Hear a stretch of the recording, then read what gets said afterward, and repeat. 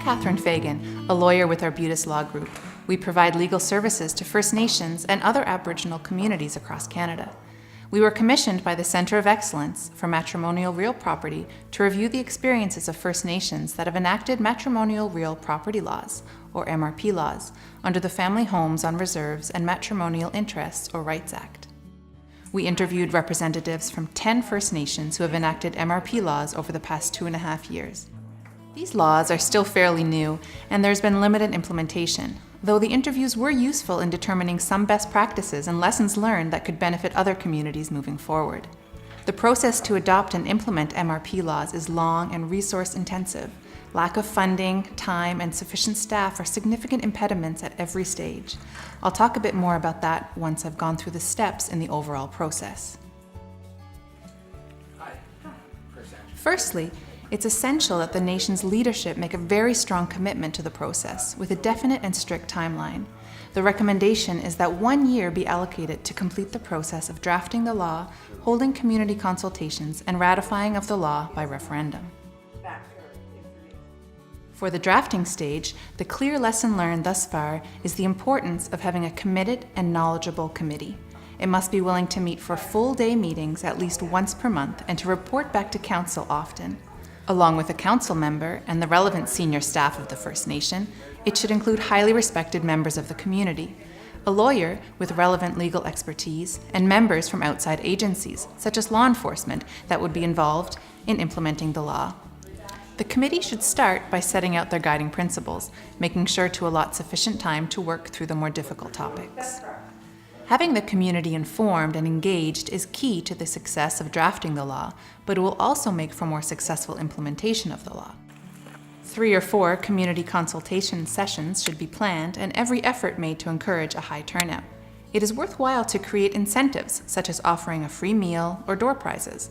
Live streaming the consultations or putting them on YouTube is another way to involve as many people as possible. Distributing easy-to-understand fact sheets throughout the community is also suggested. Once the law is drafted, it must be ratified in a referendum with a turnout of at least 25% of eligible voters. Getting people out to vote can be a real challenge.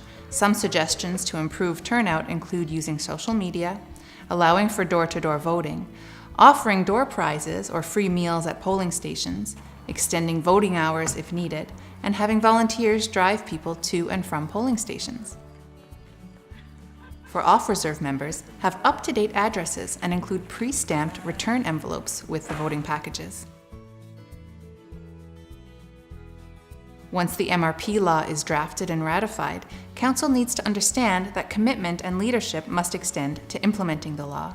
Relevant documents now have to be updated and staff must be trained. A guide should be created outlining the proper process for administering all aspects of the MRP law. Other community laws and policies will need to be reviewed to ensure they comply with the new MRP law, such as housing, land and property rights, social programs and services, residency, membership, and local court or dispute resolution processes. Many non-band people and entities will be involved in implementing the law, such as the police, family law lawyers, legal aid clinics, child and family services, and so on. Informing them and offering them training is a crucial step. A lack of awareness of the law by community members was said to be the biggest roadblock to implementing the law. A comprehensive information campaign is essential. Some recommendations are: make information available both online and in brochures, share information through radio and social media, offer education sessions to community members, develop easy-to-read guides on topics that will speak to various circumstances, such as what to do when a spouse passes away or when a relationship breaks down, and what protections can be offered in the case of family violence, etc. Right now, most of the MRP laws do not include internal dispute resolution clauses. The suggestion from many First Nations is to create a process together with other communities of the same nation. This way, there would be a wider pool of arbitrators or mediators to call on to guarantee a more fair and impartial outcome. There must be sufficient time and resources put into creating this important process. The following suggestions were made. Offer local mediation to prevent most conflicts from ending up in the courts. offer mediation and a local court process to prevent most disputes from going outside the community. To avoid conflicts, do not allow chief and counsel to be involved in decisions under their MRP law.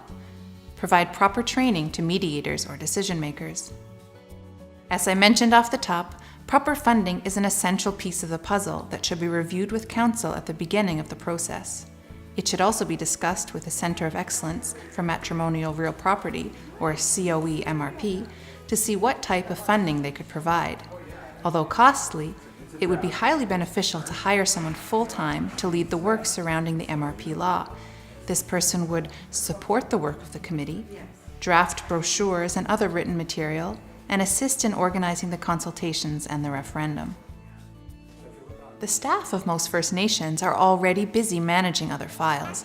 Having someone whose full-time job is to move the MRP law towards full implementation would help ensure that best practices are carried out and the MRP law does succeed in protecting the rights of the most vulnerable in our communities.